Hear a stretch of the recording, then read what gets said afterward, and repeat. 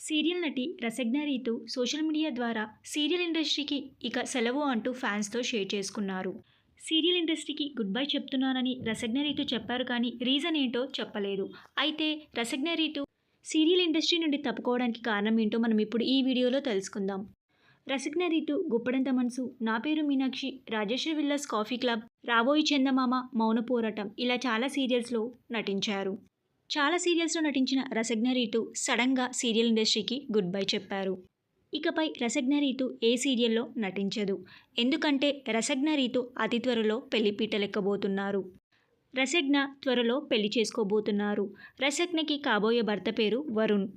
రసజ్ఞ రీతు త్వరలో పెళ్లి చేసుకోబోతున్నారు కాబట్టే సీరియల్ ఇండస్ట్రీ నుండి తప్పుకున్నట్టుగా తెలుస్తుంది.